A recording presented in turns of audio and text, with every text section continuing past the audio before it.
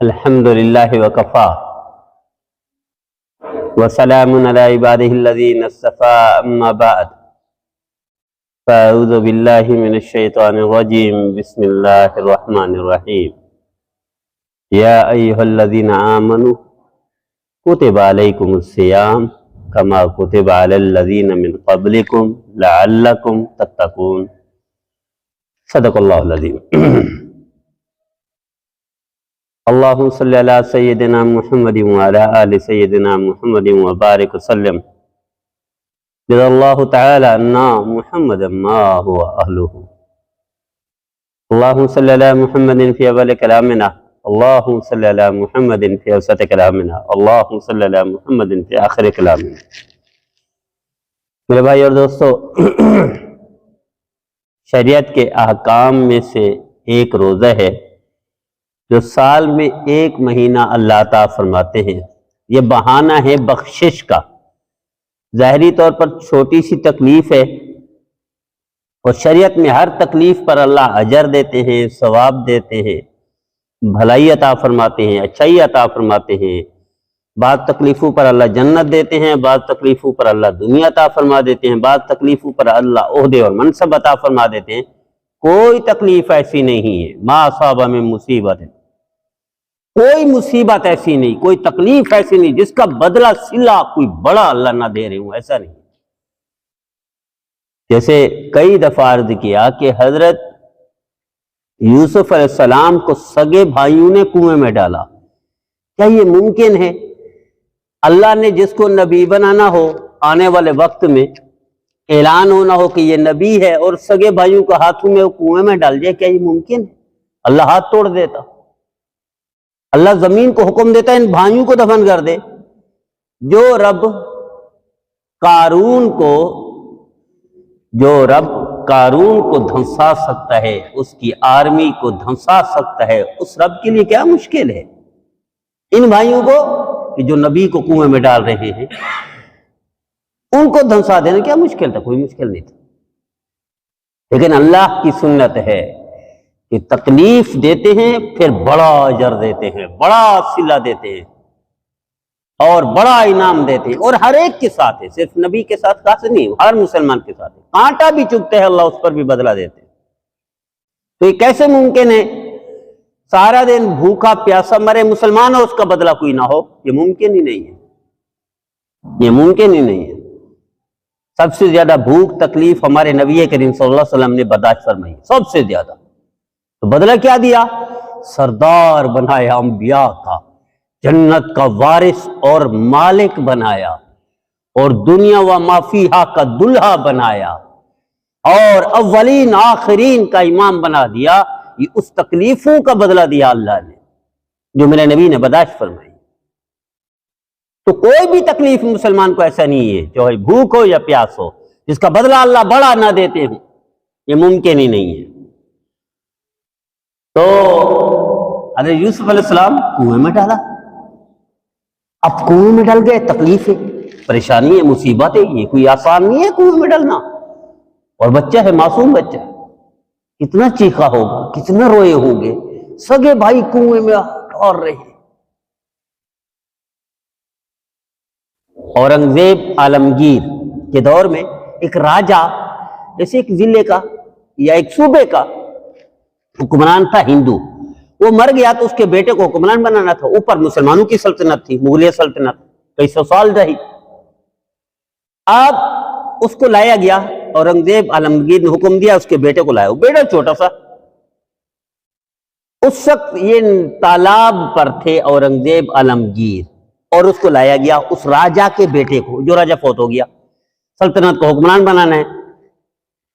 انہوں نے اورنگزیب عالمگیر دونوں ہاتھوں سے پکڑا مضبوطی سے اور لٹکا دیا تالاب میں۔ بچہ جس کو لٹکایا اس راجہ کا بیٹا ہے جو مر گیا ہندو، وہ ہنس رہا ہے۔ اورنگزیب عالمگیر رحمت اللہ علیہ، ان کے ہاتھوں تکلیفیں تو پہنچی ہیں، والد کو بھی پہنچی ان کے ہاتھوں، بھائیوں کو بھی پہنچی ہے، خاندان کو پہنچی، لیکن بڑے کام بھی کیے انہوں نے۔ بہرحال وہ ایک الگ معاملہ، اللہ کا آخرت کا الگ معاملہ۔ تو اورنگزیب عالمگیر نے پوچھا بیٹا میں تمہیں تالاب میں ڈال رہا ہوں تم ڈوب رہے ہو تم ہنس رہے ہو؟ اس نے کہا میں ہاتھ سے اس لیے رہا ہوں کہ میرے دونوں بازو ایک عادل بادشاہ کے ہاتھ میں ہیں اور مجھے یقین ہے عادل بادشاہ کے ہاتھوں میں ڈوب بھی نہیں سکتا مجھے تکلیف بھی نہیں پہنچے۔ عادل بادشاہ پر ہندو کے بچے کو اتنا یقین ہے کہ وہ ڈوب نہیں سکتا تکلیف نہیں ہوگی دکھ مصیبت کا شکار نہیں ہو سکتا، تو ہمارا تو ہے ہی اللہ، ہم تو بھول جاتے ہیں اللہ کو۔ سب سے بڑا خیر خواہ اللہ ہے، اس کے بعد اللہ کا حبیب ہے ہمارا خیر خواہ، اس کے بعد والدین وغیرہ وغیرہ ہے، سب سے بڑا خیر خواہ اللہ ہے۔ یہ کیسے ممکن ہے تکلیف ہو اور اس کا بدلہ اللہ نہ دے؟ اللہ تو خیر خواہ ہے، ظالم نہیں ہے، دشمن نہیں ہے، نعوذ باللہ من ذالک، کوئی مخالف نہیں ہے ہمارا، کوئی بغض نہیں رکھتا، نفرت نہیں کرتا، کینہ نہیں رکھتا، نعوذ باللہ من ذالک۔ اللہ تو کریم ہے، اللہ تو رحیم ہے۔ تو کنویں میں ڈالا جماعت آتی ہے، وہ پانی کے بہانے نکال دیتی ہے۔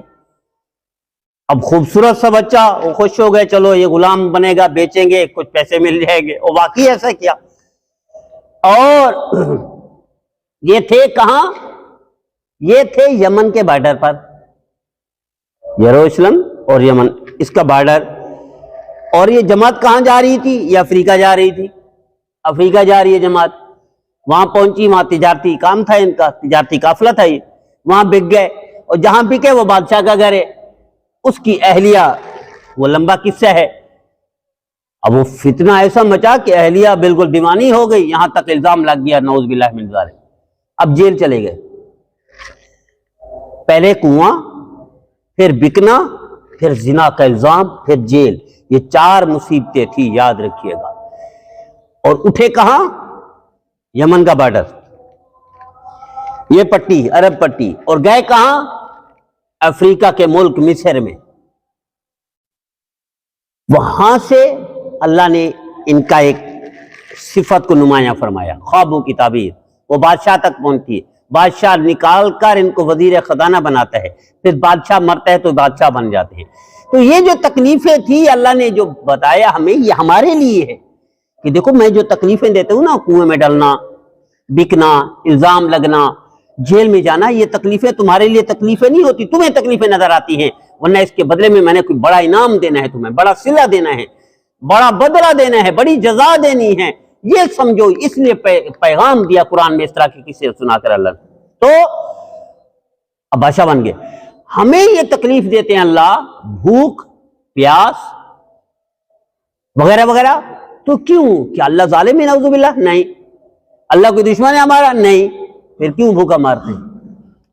اس کے لیے اللہ نے فرمایا کہ تمہیں بڑا بدلہ دینا چاہتا ہوں، کہ جو روزانہ کی عبادت سے نہیں ہو سکتا، روزانہ نماز فرض ہے، 5 نماز فرض ہیں، روزے ہیں، ہر روز ہیں، پورے سال میں ہیں، یہ مہینہ ایک ہے، سال کے بعد آتا ہے۔ تو اللہ چاہتے ہیں کہ سال میں جتنی کمیاں، کوتاہیاں، جو کچھ ہے گناہ وغیرہ، ان کو دھونے کے لیے اللہ نے پورے سال کے بعد یہ بھوک پیاس تھوڑی سی مار کر، بھوکا پیاسا رکھ کر، تھوڑی سی تکلیف دے کر، اللہ یہ پورے سال کے گناہوں کو معاف کر کے جنتی بنانا چاہتے ہیں۔ اس لیے اللہ نے فرمایا یا ایھا الذین آمنوا کتب علیکم الصیام کما کتب علی الذین من قبلکم لعلکم تتقون۔ روزے کا مقصد ہی گناہوں سے بچانا تھا، اس لیے روزہ عطا فرمایا۔ تقوی لعلکم تتقون، تاکہ تم تقوی والے بن جاؤ۔ تقوی کس کو کہتے ہیں؟ من اتقی من الشرک والمعاصی، تقوی نام ہے، شرک اور گناہوں سے بچنے کا نام تقوی ہے، اس لیے اللہ نے روزہ عطا فرمایا۔ لیکن ہم المیہ دیکھیے، ہم کیا کرتے ہیں؟ میرے استاد محترم شیخ الاسلام حضرت اقدس مولانا تقی عثمانی صاحب فرمایا کرتے ہیں، ان کا بڑا مشہور قول ہے، کلاس میں تو بار بار فرماتے، میاں تم دیکھتے نہیں ہو کھانا حلال ہے، روک دیا اللہ نے، منع کر دیا۔ دیکھتے نہیں ہو پینا حلال ہے، اللہ نے منع کر دیا۔ دیکھتے نہیں ہو بیوی حلال ہے، اللہ نے منع کر دی۔ تو یہ حلال چھڑوانا مقصود تھا؟ فرمایا نہیں، حلال چھڑوانا مقصود نہیں تھا، یہ پریکٹس کے لیے کروایا اللہ نے، تاکہ تمہیں حرام چھوڑنا آسان ہو جائے۔ اور روزے کا مقصد ہی حرام چھوڑنا تھا، روزے کا مقصد ہی گناہوں سے باز آ جانا تھا، روزے کا مقصد پورے سال میں جتنی کوتاہیاں ہیں ان کو ختم کرنا تھا، جتنے گناہ ہیں ان کو دھو دینا تھا۔ اس لیے الگ دروازہ بنایا جنت میں، الگ قافلہ متعین فرمایا جنت کا روزے کے بدلے میں. اور اللہ نے کیا فرمایا؟ الصوم لی، روزہ میرے لیے ہے، وانا اجزی، میں اس کی جزا دوں گا. یعنی فرشتے اس قابل ہی نہیں ہے کہ اس کا بدلہ یا اس کی نیکی لکھ سکیں یا دے سکیں. فرشتوں کی استطاعت سے باہر ہے یہ اتنا بڑا بدلہ اللہ دینا چاہتے ہیں صرف بھوکا اور پیاسا رکھ کر. لیکن ہوگا کس لیے؟ کس کو ملے گا؟ جو گناہوں سے بچے گا. نہ میرے عزیزو، امام غزالی رحمۃ اللہ علیہ نے لکھا ہے کہ نبی کریم صلی اللہ علیہ وسلم کے دور میں ایک صحابی آتے، یا رسول اللہ، بدو تھے، میری بہنوں نے روزہ رکھا اور وہ مرنے کے قریب ہیں، ان کی تکلیف بڑھ گئی ہے، مر سکتی ہیں روزے کے ساتھ، روزہ توڑ دیں؟ نبی کریم صلی اللہ علیہ وسلم تو نبی تھے، نبی کی نفس پر ہاتھ ہوتا ہے. آپ نے ارشاد فرمایا جاؤ ان بہنوں کو کہو کہ وہ قے کریں، زبردستی قے کریں. قے کی تو الٹی آنے کے بعد گوشت کے لوتھڑے نکلے اس قے میں، اس الٹی میں، اور طبیعت ٹھیک ہو گئی. وہ جو مرنے کے قریب تھی وہ بچ گئی، وہ صحت مند ہو گئی، تندرست ہو گئی. یا رسول اللہ، میری بہنیں مرنے کے قریب تھی، اب وہ ٹھیک ہو گئی، الحمدللہ بالکل بہتر ہیں. آپ نے ارشاد فرمایا یہ دونوں بہنیں یہ مل کر کسی تیسری عورت کی یا بہن کی یا تیسرے بندے کی غیبت کر رہی تھی، اور یہ روزے کے ساتھ تھی، اس لیے انہیں تکلیف ہوئی غیبت کرنے کی وجہ سے. اب وہ الٹی کی تو غیبت کے بارے میں اللہ کیا فرماتا ہے؟ اللہ فرماتے جو غیبت کرتا ہے کسی کی، پیٹھ پیچھے برائی کرتا ہے، وہ ایسے جیسے اس کا گوشت کاٹ کر کھانا. بعضکم بعضا ایحب احدکم ان یاکل لحم اخی، کیا تم پسند کرتے ہو؟ یہ اللہ کہہ رہا ہے، ایحب احدکم، کیا تم پسند کرتے ہو ان یاکل لحم اخی، کہ تم اپنے بھائی کا گوشت کاٹ کر کھاؤ؟ پسند کرتے ہو؟ یہ کس کو فرمایا؟ جو غیبت کرتا ہے. تو نبی کریم صلی اللہ علیہ وسلم نے کیا ارشاد فرمایا کہ دونوں تھوڑی غلطی سے، کوتاہی سے، سستی سے، جو کچھ بھی کہیں اس کو، یہ غیبت کر رہی تھی، اس وجہ سے یہ تکلیف میں مبتلا ہوئی. میرے عزیزو تجربہ کر کے دیکھ لیجیے، اگر روزہ رکھنے کے بعد ہم آنکھوں کو محفوظ کر لیں، آنکھوں کا زنا نہ کریں، زنا کی ابتدا آنکھوں سے شروع ہوتی ہے، ہم زبان کو محفوظ کر لیں، اس کو بند کر دیں، غیبت، برائی، الزام تراشی، گالم گلوچ، لڑائی جھگڑا نہ کریں، کانوں کو بند کر لیں، سنیں ہی نہ غلط بات، اور اسی طرح ہاتھوں کو روک دیں گناہ سے. تجربہ کر کے دیکھ لیجئے روزے کی اتنی سی تکلیف بھی نہیں ہوگی. اتنی سی، یہ جو تھوڑی سی ہوتی ہے نا، تھوڑی سی ہوتی ہے، یہ نہیں ہوگی. تکلیف کیوں ہوتی ہے؟ ہم سارا دن روزہ رکھ کر بھی گناہوں سے باز نہیں آتے، حالانکہ روزے کا مقصد ہی گناہوں کو چھڑوانا تھا، تو اس وجہ سے تکلیف ہوتی ہے. اور یہ ہمارے معاشرے میں سب سے زیادہ، پوری دنیا آپ گھومیں، اللہ نے مجھے بہت گھمایا ہے الحمدللہ، پوری دنیا میں اتنا بہتان، الزام تراشی، غیبت، گالم گلوچ کہیں نہیں ہے دنیا میں جتنا ہمارے وطن عزیز پاکستان میں، پوری دنیا میں نہیں. اتنا فرقے نہیں بن گئے، اتنا جماعتیں نہیں بن گئی جتنا ہمارے وطن عزیز پاکستان میں. سیاسی اعتبار سے آپ دیکھیں، ابھی ملیشیا کے انتخابات ہوئے، 2 پارٹیاں ٹوٹل، اور ہماری 190 پارٹیاں ہیں، 2 پارٹیاں ان کی. ایک دن پہلے ملیشین کو کچھ نہیں ہوتا، کس کو ووٹ دینے، ایک دن پہلے بھی کوئی لڑائی جھگڑا کوئی نہیں ہوتا. یہاں تک کہ میں نے وہ واقعہ سنایا تھا، ہمیں ایک ان کی ریاست سے، ان کی ریاستیں ہیں جس طرح ہمارے صوبے ہیں ان کی ریاستیں ہیں، ریاستیں مل کر ایک ملیشیا بنا ہے، پورا ملک بنا ہے.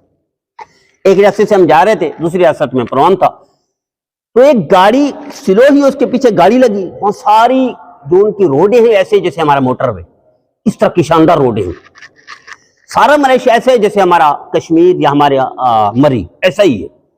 ہر روز بارش ہوتی ہے، بارش کے بعد چند منٹوں میں پتہ ہی نہیں چلتا بارش گاڑی کہاں، ایسا انہوں نے بنا دیا. خیر ایک گاڑی لگی، اس کے پیچھے دوسری لگی، تیسری لگی، چوتھی لگی، پانچویں لگی، 5 گاڑیاں لگی. 5 گاڑیوں سے بندے، گاڑیوں کو تکلیف ہوئی، یعنی ڈیمیج ہوئی، جو کچھ ہوا، گاڑیوں کے ڈینٹ پینٹ جو کچھ ہونا تھا، ساری گاڑیوں کو بندے نکل کر اکٹھے گپ شپ کر رہے ہیں، انتظار کر رہے ہیں پولیس کا. پولیس آئے گی، وہ جو چارج ہیں اس ملیشیا معاشرے کے وہ لگائے گی اور ہم چلے جائیں گے.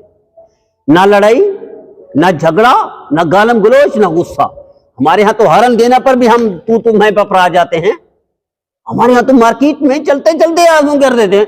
5 گاڑیاں لگی ہوئی ہیں میرے سامنے آنکھوں کے، کوئی لڑائی جھگڑا نہیں، انتظار کر رہے ہیں. اچھا ہم نے کہا یار گاڑی روکو، ان سے تھوڑا سا گپ شپ تو کرتے ہیں. گاڑی روکی، ساتھی نے پوچھا یار کبھی جھگڑا آپ نے دیکھا؟ جو ساتھی ہمیں یہ لے کر جا رہا تھا نا، جو ڈرائیو کر رہا تھا، اس نے کہا 10 یا 12 سال ہو گئے مجھے، میں نے کبھی ملیشین کو لڑتے ہوئے نہیں دیکھا. یہ ممکن ہے پاکستانی اور انڈین لڑے آپس میں، یہ ممکن ہے، وہاں یہ ہوتی ہے. تامل ناڈو بہت ہے وہاں. تامل ناڈو ہمارے پاکستانی کو نقصان دیتے ہیں. کہیں اگر ان کو جنگل میں الگ مل جائے یا کہیں تنہائی میں مل جائے تو یہ کچھ پنچ ونچ کرنے کی کوشش کرتے ہیں تامل ناڈو. تو یہ جھگڑے تو ہوتے ہیں، لیکن ملیشین کا جھگڑا نہیں ہوتا. انتخابات والے دن بھی انہیں کوئی پتہ نہیں ہوتا، بالکل پرامن ہوتے ہیں. انتخابات کے بعد پھر وہ ملیشین ہوتے ہیں، پھر پارٹی نہیں ہوتی ان کی. ہمارے ہاں کیا ہوتے ہیں، انتخابات میں تو قتل ہو جاتے. تو ہمارے معاشرے میں جتنی غیبت، بہتان، الزام تراشی، جتنا یہ پھیل گیا ہے، یہ دنیا میں کہیں نہیں ہے.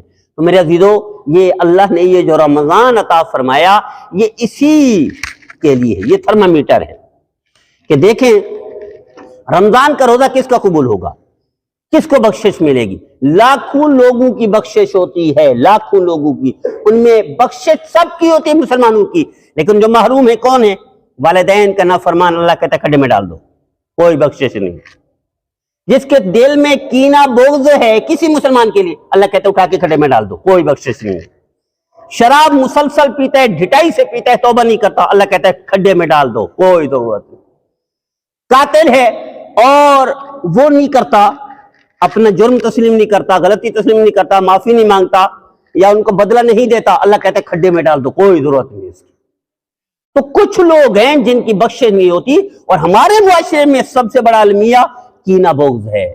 اور ہم افسوس کی بات ہے، ہم مسلک کے اعتبار سے بھی کینہ رکھتے ہیں، پارٹی کے اعتبار سے بھی کینہ رکھتے ہیں، اور گروپ کے اعتبار سے بھی کینہ رکھتے ہیں، سلسلے کے اعتبار سے بھی کینے رکھتے ہیں. کینے بہت سارے ہیں، اور میرے نبی فرما رہے بخشش کینے والے کی رمضان میں بھی نہیں ہوتی، یہاں تک کہ لیلۃ القدر نصیب ہو جائے پھر بھی بخشش نہیں ہوتی. تو یہ جو رمضان اللہ نے عطا فرمایا، یہ اس لیے عطا فرمایا کہ یہ رمضان ڈاکٹر ہے اور ہم مریض ہیں. رمضان ڈاکٹر ہے، اللہ نے ڈاکٹر عطا فرمایا مفت میں، فری میں، اور ہم مریض ہیں.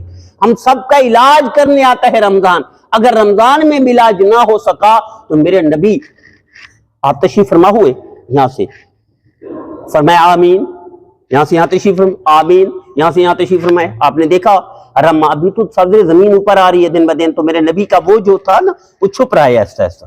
ابھی بھی اس کا خاکہ باقی ہے جہاں ہم تشریف فرما ہوتے تھے، جو منبر ہے آپ کا. آمین آمین آمین. صاحب نے کہا یا رسول اللہ یہ پہلی دفعہ دیکھا ہے آپ نے.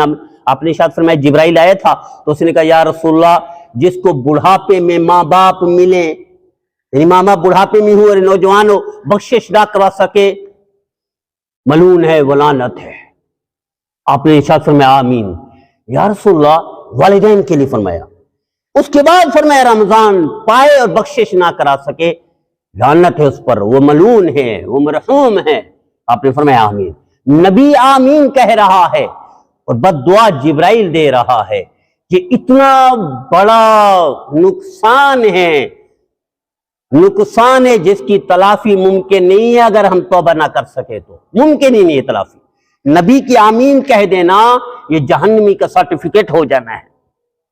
نبی کریم صلی اللہ علیہ وسلم کا، اور نبی چونکہ سب سے زیادہ شفیق ہے، ہمارے نبی ماں باپ سے زیادہ رحیم ہے، اللہ کے بعد کائنات میں سب سے زیادہ رحیم کریم میرے نبی ہے. تو بتانا مقصود تھا کہ یہ گناہ نہ کرو جس پر میں نے آمین کہہ دی ہے.